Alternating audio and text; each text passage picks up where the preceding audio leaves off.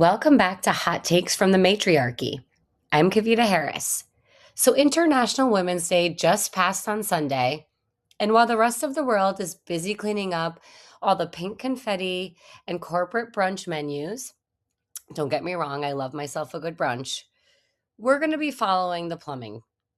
And in the Matriarchy, we operate by one rule: soft power. That aesthetic veneer of charisma and culture is only valuable when you can liquidate it into something that the system actually respects: data, leverage, or total submission. So last week, we looked at how the system guts your influence. And this week, we're looking at how it locks you in. I've got two case studies that we're going to talk about: the Hughes brothers and Nicki Minaj. One is an emergency repair on a PR disaster, and the other is a high stakes trade for political cover. So let's get into the first move. The Milan games ended about 2 weeks ago now, with the first US men's gold in 46 years. Jack Hughes was the hero. He literally lost his two front teeth scoring that overtime winning goal against Canada on February 22nd. I was watching it that morning. It was very exciting. But then the leak came, that distasteful White House call with Trump. Suddenly, the Golden Boy was a liability that needed a PR bypass. And on February 28th, the victory lap became an emergency extraction. Jack Hughes finished a game in St. Louis at 7:33 p.m. And by 11:25 p.m., he was standing on the stage of 30 Rock in Manhattan. Think about the cost of that single minute: 1,000 miles, police escort, private jet, helicopter, and all of that just to stand silently for 60 seconds. No monologue, no interview, just presence. So let's look at the logistics. This isn't a victory lap. That's a tactical extraction. Why? Because the NHL and the administration had a shared liability: that viral clip. The Hughes brothers and the NHL were being destroyed across social media and beyond.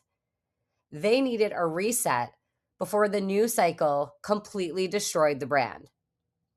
So, effectively, they forced the women's team to share a stage with the men who laughed at them, just to make the headline go away.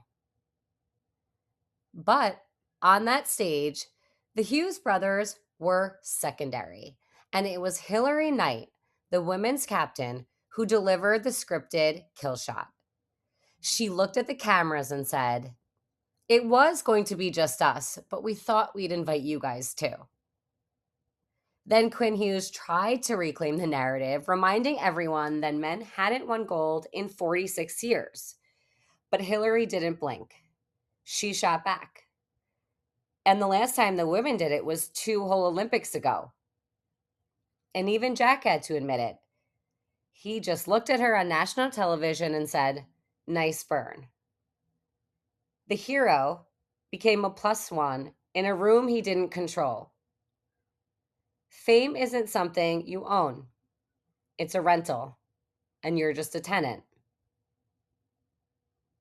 Okay, so now let's contrast that with someone who understands the system well enough to negotiate with it: Nicki Minaj. The real political movement happened on January 28th, when Nicki appeared alongside the president to promote Trump accounts. And she didn't just show up. She pledged up to $300,000 of her own capital to fund accounts for her fans. And this looks like a very charitable act. But let's look at the plumbing. This is a mass enrollment drive for IRS Form 4547, the election to seed $1,000 for every child born between 2025 and 2028. Programs like this live or die on participation numbers. And that's where the Barbz became a data asset.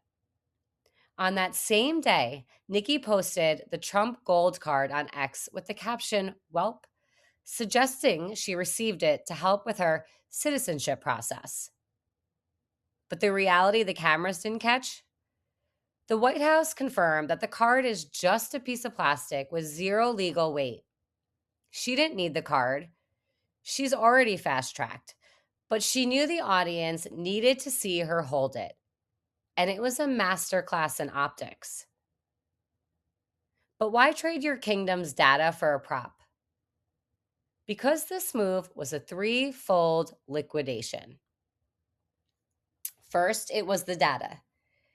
The administration was starving for participation to save this flagship program, and she delivered the numbers they needed to look successful. Second, it was a shield. For years, her family has been caught in the system's teeth, specifically her husband, Kenneth Petty, whose 1995 conviction and his federal failure to register as a sex offender has kept a leash on her household.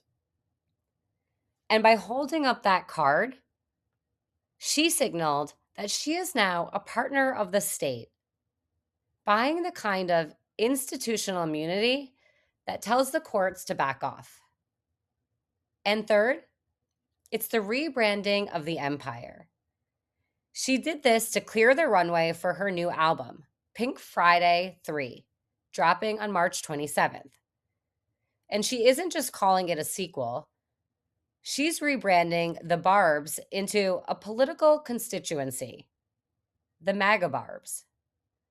She's signaling that the Pink Friday era is evolving from a fandom into a base. She traded her soft power for political cover to protect her family and ensure her legacy lands on a sanitized stage. So the patriarchy made her an offer, protection, access, and in exchange, Nicki delivered the Barbz. She didn't ask for an invitation. She walked in with 1 million people behind her as leverage to protect her own and secure her bag. For a moment, she managed the managers. But remember, in a system this deep, every player eventually becomes a piece of the architecture they think they're building. So the through line here is simple. The system only values soft power when it can be converted into something valuable, like hard data or submission. Hughes Brothers managed. Nicki, infrastructure. Stop looking at the faces on the stage. Start looking at the design of the room. I'm Kavita Harris, and in the Matriarchy, we don't just follow the story, we follow the power. And if you aren't looking at the culture, you're missing the play. So make sure you don't miss a single move. Follow and subscribe to Hot Takes from the Matriarchy now.